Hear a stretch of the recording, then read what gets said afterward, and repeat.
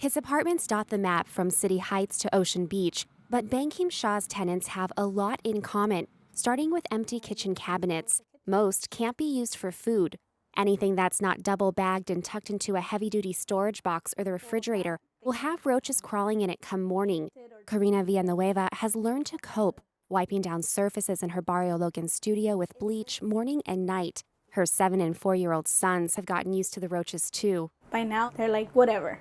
But before, I was like, no, there's a cockroach. But Villanueva couldn't ignore the mold that appeared above her shower a few months after the family moved in. First spots, then a blanket of dark mold. Her husband repeatedly asked to have it cleaned up. When that didn't work, they began withholding rent. Still, no repairs. Then Villanueva's family doctor suggested the mold could be causing her son's asthma. He'd gone from taking 1 medication to 7. He takes this every day. And this one. So last September, Villanueva called in a city inspector. He was like, whoa, don't even take a shower here. And he's like, can you keep your door closed like all the time so it won't go like to your kids? But he just took pictures and he's like, oh, I can't help you on this. He just told me to look it up in the internet. So he just told you to Google? Yeah. If you didn't catch that, Villanueva says the inspector told her to Google mold. That's the other thing Shah's tenants have in common: little recourse. Stacks of formal complaints against Shah show the city's essentially playing a game of whack-a-mole. The city's code enforcement team knocks out thousands of isolated complaints a year, but does little to hold repeat offenders accountable. There's really no reason why landlords need to fear code compliance.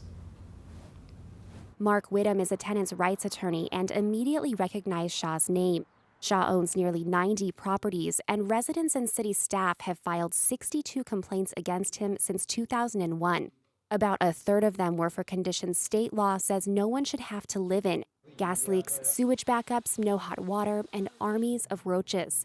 Shah would not agree to an interview for this story, but said in a brief phone call he's quick to send out repairmen when they're needed. But tours from several tenants revealed active infestations, mold, and sagging floors.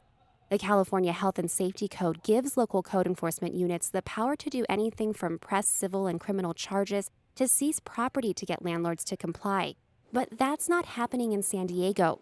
The city attorney's office settles most substandard housing cases out of court for administrative fees and relocation costs for tenants. Whittam says that's not sending a clear enough message.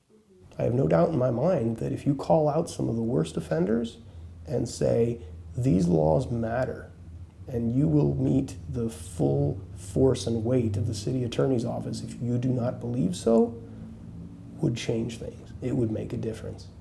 The only time Shah has met the full force of the city attorney's office, when it took him to court for renting to a medical marijuana dispensary. Yet Deputy Director of Code Compliance Mike Richmond says his staff can't build substantial cases against problem landlords. With our current staffing levels, we don't really have an ability to be proactive where we're going out searching around for things. However, the communities are very good at reporting things to us. So if there are problems out there, we'll hear about it, we'll get a report, and then we'll open a case and go investigate. We have to look at every case individually. But inspectors have shown they can proactively root out violations just at properties where no one lives. They've waged a high-profile campaign against illegal marijuana dispensaries, and in recent years they've cracked down on blighted foreclosures and mini-dorms. Whittam says those priorities have left tenants with little option but to move. Karina Villanueva moved her family into a new affordable housing development in December. I gave her a call earlier this month. She said her kids have stopped using their asthma medicine altogether. So a happy ending? Whittam says not exactly. From a public policy perspective, that's not a satisfactory resolution. When everybody is expected to just move on every 18 months, children have to change schools. You don't get to know your neighbors. That causes communities to fracture, causes poor performance in school.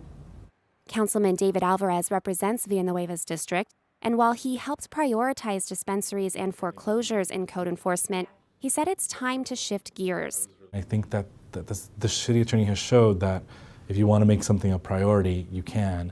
Alvarez is exploring a program that would put liens on properties until their owners clean them up, and the city is considering more funds for code compliance in its next budget.